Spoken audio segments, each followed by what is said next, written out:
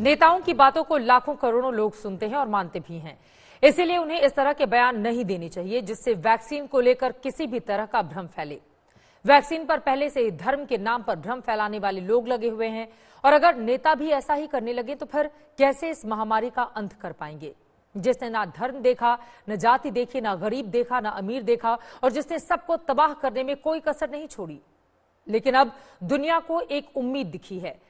Record समय में vaccine मिल गई है। भारत के पास भी दो वैक्सीन आ चुकी है और हमारे वैज्ञानिकों पर गर्व करने वाली बात है ये।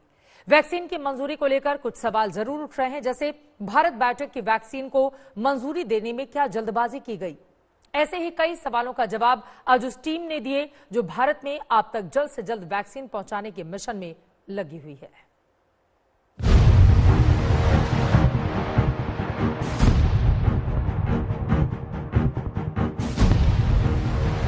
भारत बायोटेक की जिस कोवैक्सीन को मंजूरी दी गई उसका अभी तीसरे चरण का ट्रायल चल रहा है।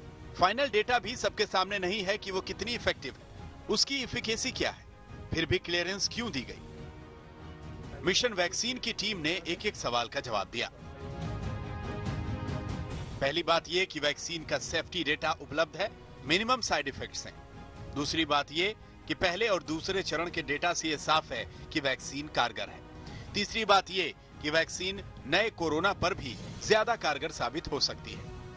अब ये जो आईसीएमआर भारत बायोटेक का वैक्सीन है, ये सारे वायरस का किल वैक्सीन है, किल वायरस का वैक्सीन है। तो ये एक ही एंटीजन को टारगेट नहीं करता, ये मल्टीपल वैक्सीन जो प्रोटीन्स हैं उनको टारगेट करता है। तो इसकी क्षमता जो है वो बहुत सारी मल्टीपल तरीके से बचाव करने की क्षमता ये रखता है। तो एक गारंटी देता है कि एक म्यूटेशन हो जाए, दो म्यूटेशन हो जाए, उसकी वजह से कोई वैक्सीन अगर नाकाम हो तो इसमें ऐसे होने का चांस लगभग निल है। यानी कोवैक्सीन उस बैकअप प्लान की तरह है जिसमें अगर पहली वैक्सीन का किसी कारण से प्रभाव कम होता है या फिर कोरोना के नए रूप में तेजी से केस बढ़ने की चुनौती आती है तो उसका इस्तेमाल किया जा सकता है। इसी सोच से इस वैक्सीन को मंजूरी मिली और ये मंजूरी भी अभी लिमिटेड इस्तेमाल की है।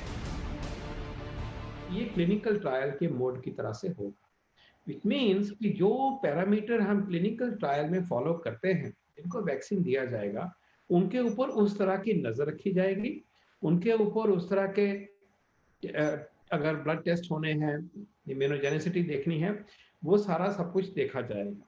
लेकिन ये याद रहे कि ये सोच विचार के ये फैसला किया गया है। ऐसा नहीं है कि ये वैक्सीन को जैसे कि कुछ दूसरे देशों ने सीधा ही सबको लगाना शुरू कर दिया, ऐसा नहीं है।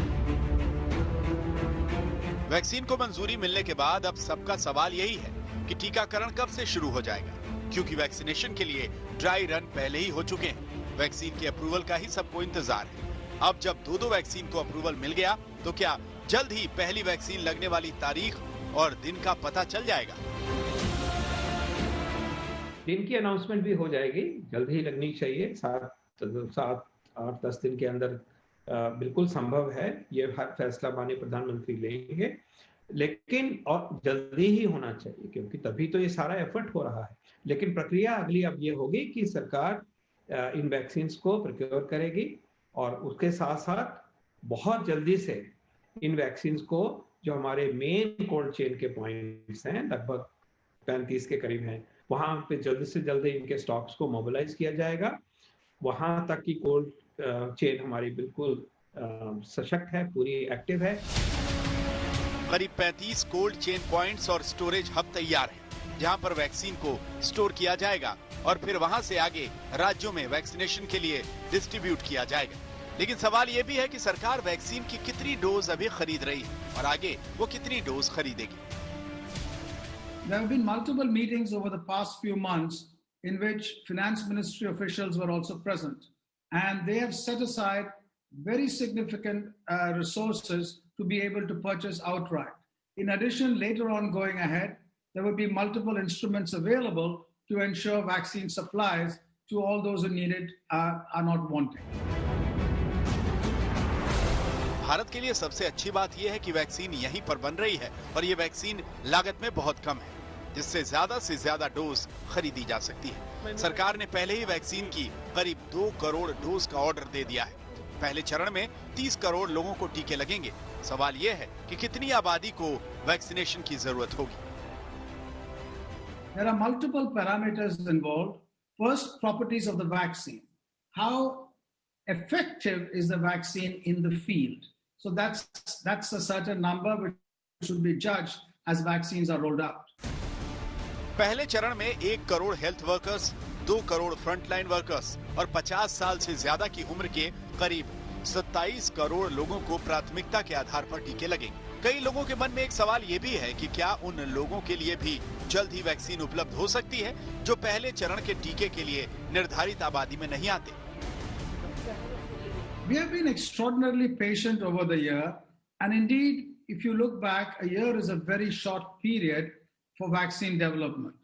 A few more months, we would have bulk availability of these vaccines, other vaccines, in a manner where these questions would be moot.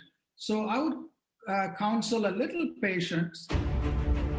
यानी जहां इतना सब्र किया वहां कुछ महीने और सही। साफ संकेत यही है कि सिर्फ 2 वैक्सीन नहीं, कई और वैक्सीन को भी आने वाले कुछ महीनों में भारत में अप्रूवल मिल सकती है और फिर सबके लिए वैक्सीन आसानी से उपलब्ध हो जाएगी। राहुल कमल के साथ आज तक ब्यूरो।